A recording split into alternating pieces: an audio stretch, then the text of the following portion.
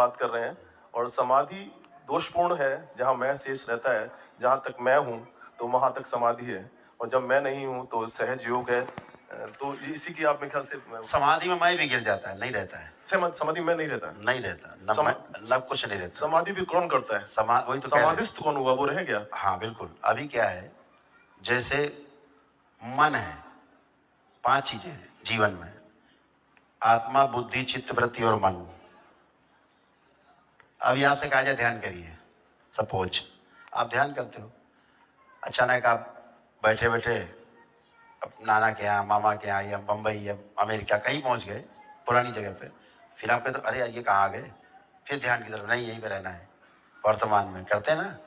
ये कौन देखता है कि आप वहां चले गए, जबकि आत्मा तो एक ही है। तो ये कौन देख रहा है ध्यान में? वो है ना। एक्चुअली मैं बोल रहा हूँ, जो सुन रहा है, जो बोल रहा है, जो वार्ता कर रहा है, वो एक ही है।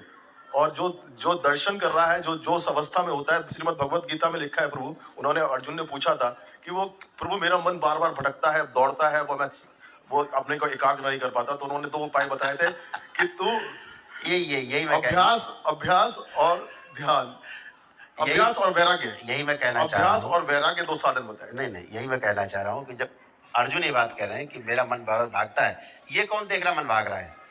ये मन तो एक ही है। जी हाँ।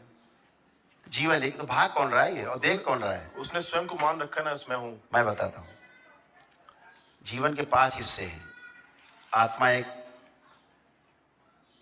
वस्तु है जिसे कहा गया कि वो कभी नष्ट नहीं होती है।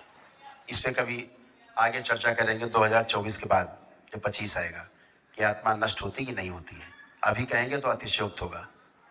अभी इतनी बात करते हैं केवल कि मान लेते हैं अभी ग्रंथों के अनुसार कि आत्मा नष्ट नहीं होती, अजर अमर है।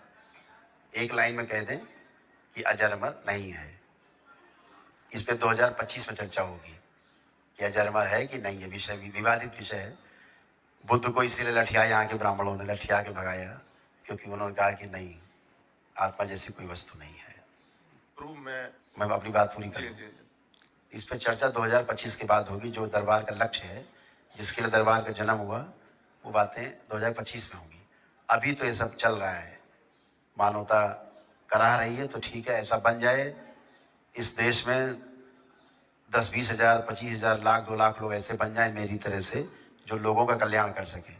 ये हो जाए, है ना, जगह जगह फैल जाए, तो सारी नाटक नौटंकी करने वाले लोग, जादू टोना टोटका वाले लोग गायब हो जाएं, और आदमी स्वस्थ हो सके, बच्चे स्वयं अपने को परिवार में स्वस्थ कर सके सब। ठीक है, तो ये चर्चा बाद में होगी, आत्मा अजर अमर है कि नहीं है। अभी मान लेते हैं कि है। ठीक, तो आत्मा, बुद्धि, चित्त, वृत्ति और मन, 5 मिलकर इसको जीवन कहा गया। तो जब आप ध्यान करते हैं तो मन को आपका मन भागता है। कहाँ भागता है? इधर उधर भागता, नहीं भागता। इस पे दृष्टि कौन रखता है? इस पे दृष्टि रखने वाले का नाम है वृत्ति। क्या नाम है? वृत्ति, जिसको बोलते हैं बाद में पुनरावृत्ति। तो वृत्ति की दृष्टि उस पर रहती है, मन के ऊपर। मन भागता है तो वृत्ति देखती है किधर गया, इधर। क्यों? उसके अंदर विश्लेषण और तुलन की शक्ति है, तुलनात्मक अध्ययन करने की शक्ति है वृत्ति में। सापेक्ष है, तुलनात्मक अध्ययन करने की शक्ति उसके अंदर है। अगर वो प्रिय हित लाभ के अनुसार दृष्टि है उसकी, तो भोग की दृष्टि है। अगर न्याय, धर्म और सत्य की दृष्टि है तुलन की, तो वो योग की दृष्टि है। 10 क्रियाओं में जीना कहा गया उसे। तो अभी हम 4.5 क्रियाओं में जीते हैं, संवेदनाओं के आधार पे, शरीर मान के अपने को जीते हैं। जिस दिन जीवन को और शरीर को दोनों को समझ के जीने लगेंगे, 10 क्रियाएं हैं जो जीना है। तो वृत्ति का नियंत्रण मन के ऊपर है। देख लेता अमेरिका गया, वहां कहाँ गया, लौट के आओ, तो फिर ध्यान करने लगते हैं, फिर आ जाते हैं, फिर कहीं पहुंच गए, ध्यान करते करते फिर वृत्ति देखती कहाँ चले गए, फिर लौट के आ जाते हैं। वृत्ति के ऊपर नियंत्रण किसका है? तो चित्त का है, चित्त का नियंत्रण है। ठीक, चित्त के ऊपर नियंत्रण बुद्धि का है, बुद्धि के ऊपर नियंत्रण आत्मा का है। ऐसे सृष्टि में साइकिल बना हुआ है। तो बहुत चर्चा करना चाहते हैं, आगे करेंगे। श्रीमद् भगवत गीता के दूसरे अध्याय में भी जो आत्मा का वर्णन लिखा है, वो सब परमात्मा का है। उसमें अटल भी कहा है, और अजन्मा है, उसको भी अजन्मा कहा है आत्मा को। खैर प्रभु, मैं आपको गीता में भगवान श्री कृष्ण ने एक बात बहुत स्पष्ट कर दी है। वो साफ साफ कह रहे हैं मैं शरीर नहीं, मैं आत्मा हूँ। क्षेत्रज्ञ और ज्ञान 3 शब्द कहे हैं 13वें अध्याय मैं शरीर नहीं, मैं आत्मा हूँ। सीधी बात, एक लाइन की बात है जी, उनकी। जी, जी। और उसके बाद भी हम उनकी भगवान पकड़ के टांग पकड़ लेते हैं उनकी, श्री कृष्ण की। वो कह रहे हैं मैं शरीर नहीं, मैं आत्मा हूँ। बस ये कॉन्सेप्ट है। इसी में सवार हो जाइए और पार हो जाइए। बिल्कुल सही कहा प्रभु आपने। और दुर्भाग्य ये है बाकी इसी का विस्तार है गीता। दुर्भाग्य ये है कि बड़े बड़े जो कई देशों में अपने अपने संस्थान चला रहे हैं, अगर उनकी श्रीमद् भगवत गीता की व्याख्या को सुनेंगे तो वो साकार रूप में पूजन के लिए कहते हैं 18वें अध्याय में, मन मना मत भक्तो मगाजी मामो नमस्कुरु मामे वैश्यम सत्यम ते प्रतिजाने प्रियोसी में वो कहते हैं साकार रूप में बंसीधारी मुरलीधारी के शरण में आ जा, मैं तुझे उससे मुक्त कर दूंगा। तो वही साकार की वर्णन किया उन्होंने, निराकार तत्व का वर्णन भी नहीं किया है। आपको कोटि कोटि प्रणाम प्रभु, आपने मेरी भगवान श्री कृष्ण से अंतिम में अर्जुन पूछते हैं कि हे प्रभु, मैं कैसे ज्ञान को उपलब्ध होऊंगा, मैं कैसे सब समझूंगा चीजों। तो भगवान श्री कृष्ण ने कहा कि हे अर्जुन, जितना तूने आज तक सुना है,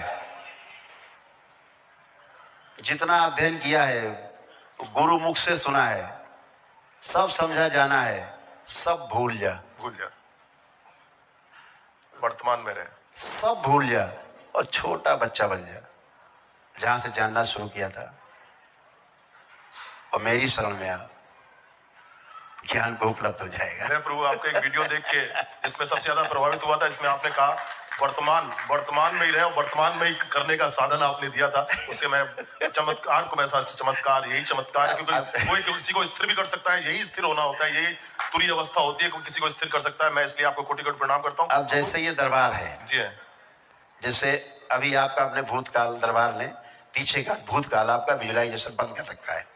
जैसे आप भूतकाल के बारे में देखें, कुछ विजुलाइज करें, आपको नहीं दिखेगा। आप करके देखिए, नहीं प्रभु, नहीं दिखेगा। मैं देखना नहीं चाहता। अभी जैसे मैं आपका भविष्य दरबार बंद कर दे, है ना, जैसे भविष्य का द्वार बंद किया जाए सभी का, पीछे तक सभी लोगों का बैलेंस। आंख खोलिए, अब आंख बंद करके देखिए, भविष्य के बारे में देखिए, कुछ दिखता है? कुछ कल्पना करिए, भविष्य के बारे में विजुलाइज करिए, चिंतन करो, चिंता करो। भविष्य के कुछ भी विजुलाइज करिए, कुछ नहीं दिखेगा। तो अब आप भविष्य के विजुलाइजेशन से भी बाहर आ गए, भूतकाल से पीछे हट गए, भविष्य से भी हट गए, अब वर्तमान में है आप। अब जब आंख बंद करके आप ध्यान करेंगे, अब करिए, कोई भी एक जगह एक बिंदु पे आ जाइए, एक ही किसी निराकार का साधना किसी में आ जाए, आप देखिए वहां स्थिर हो जाएंगे। अब ना भविष्य में उड़ेंगे और ना भूतकाल में जाएंगे। करिए करिए, 1 मिनट करिए।